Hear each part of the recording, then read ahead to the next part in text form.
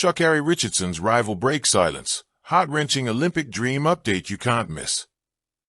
It was inevitable. The news had come in June. Jamaican reporter Conrenea posted. On X, Nigerian sprinter at Favali has switched allegiance to Turkey as of May 31st, 2025. According to Impeccable at TVJ News Center sources, 22-year-old Offie has advised the Athletics Integrity Unit at IU Athletics of her frustration with the Nigerian Athletics Federation. But when she raced in the finals of women's 100 meter at Brussels DL against the likes of Sha'Carri Richardson, she finished 5th 11.19 as a Nigerian athlete. And then questions started looming. Who would she be representing in the Tokyo World Championships today? She made it clear with another dig at AFN. Favor Offie posted on her social media handles, Instagram and X, wrapping up my 2025 season has been a whirlwind of new experiences and big decisions. Racing back-to-back across amazing cities and learning from the best has been incredible. As some of you have heard, I'm also starting a new chapter, representing Turkey. The Brussels Diamond League was indeed her last race of the 2025 season, sharing the field with Sha'Carri Richardson, Melissa, Jefferson Wooden, Shellyanne, and all. Plus, it was also her last for Nigeria. I am proud to have represented Nigeria for many years in a highly successful way, having won 6 gold medals, 2 silver medals and 2 bronze medals in championship meets and a 200-meter Olympic finalist while experiencing the biggest disappointment from AFN and NOC for their negligence towards me in 2 Olympic Tokyo Paris. She continued in the post. Here's a quick look back. As a Nigerian, she won gold in the 400-meter 2018 African Youth Games 200m 2019. Nigerian champs for times 400m and 4*400m mixed 2021 Nigerian trials 4*400m. 2021 World U20 and 100m 2024 Nigerian champs. Silver in the 400-meter 2019 African Games and 200m 2022 Commonwealth Games. Bronze in the 200-meter and 4*100m 2021 World U20 and was a 200m finalist at Paris 2024. Yet to be fair, there have also been mistakes from AFN. The body robbed her of her Olympic dreams. Not once but twice. She was one of 14 athletes barred from competing at the Tokyo 2020 Olympics due to administrative failings, including the failure of the AFN and Nigeria Olympic Committee to complete mandatory pre-game drug testing for athletes based in the U.S.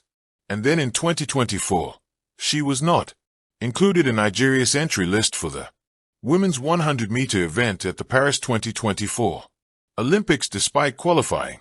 And now we cannot avoid the fact that she will not be competing alongside Sha'Carri Richardson and others in Tokyo. Hi. Caption further read, I have made this decision. While that means sitting out this year's championship in Tokyo, this change comes from the heart, not from financial motives. I'm truly grateful to have discovered a new home in Turkey. I'm excited for what's ahead and grateful for all the support I got from my coach, agent, sponsor at Adidas, and my loved ones during this difficult time. Woman in lotus position, medium, dark skin tone, wondering why can't she be in Tokyo? According to Rule 4.4.22 of the World Athletics Eligibility Rules, any athlete who has previously competed for a country in a major competition, such as the Olympic Games or World Championships, must observe a 3-year waiting period before they can represent another nation. So, the next time we will see Aliyah in a major competition will be the 2027 World Championships, if not later. But the news of her disappointment from AFN was already there when the update of her switching alliance first came around. Though the AFN chief has a different perspective on things, money was a factor in Awful Eye's switch to Turkey. To begin with, track and field is not a sport that can guarantee you a lot of Money. When the news first came out that Jamaicans like Ginger Campbell and Roe Stone are switching allegiances to Turkey, there were also reports that the Turks are offering $500,000 as a signing bonus along with a monthly stipend. Now, 3 weeks ago, when the Nigerian nationals concluded an offer was nowhere to be found, it was clear that she was standing firm on her decision. A try was made in June itself when the news first came out. AFN President Okowa admitted the federation had attempted to reconcile with the LSU sprinter but had been unable to make contact now with no presence at nationals. He mentioned favor offer has been taken by the Turkish Federation. He even added the kind of money they put on the table is not something many athletes would refuse.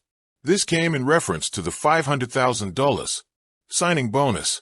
He also pleaded saying they can't rely on the government alone, and more sponsors are needed to support athletes locally. But while the money might have been a factor, Afellay has always stressed the negligence she had faced as her primary reason. In the world of track and field, dreams are often decided by fractions of seconds. Strict regulations, and the careful balance between talent and opportunity. Yet sometimes the difference between standing under the Olympic flame and watching from the sidelines isn't measured on the track at all. It's shaped by the invisible machinery of sports administration. That harsh reality is what Sha'Carri Richardson's Nigerian rival has lived through in the past few years. Once considered one of Africa's brightest hopes in sprinting, her Olympic dream was derailed not by lack of ability, but by a storm of negligence, mismanagement, and painful oversight. Now, after years of silence, she has confirmed a huge update. One that shines a light on her struggles and raises uncomfortable questions about how athletes are treated. The dream that never came true. Like Richardson, she burst into the scene with explosive speed, fiery charisma, and an aura that suggested she could shake up the world order of sprinting.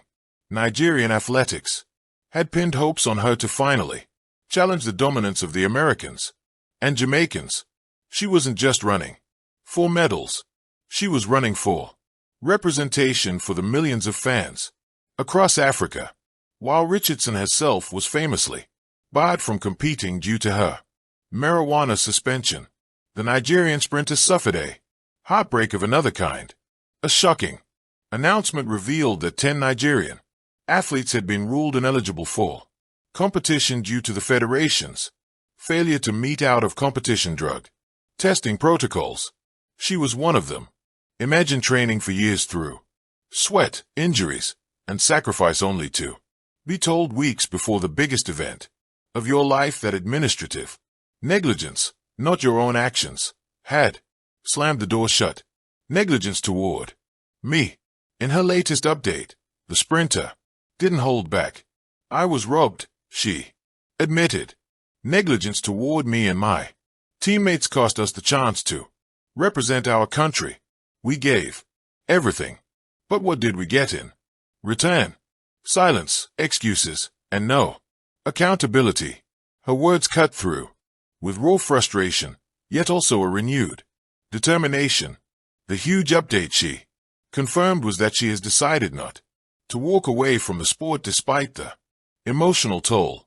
Instead, she is pushing for systemic reform within Nigerian athletics while simultaneously preparing for a comeback in international competition.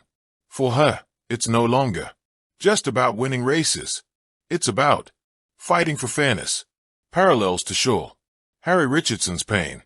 Interestingly, her story mirrors Richardson's in an almost poetic way. Thank you for watching. Please don't forget to hit the subscribe button, like and share.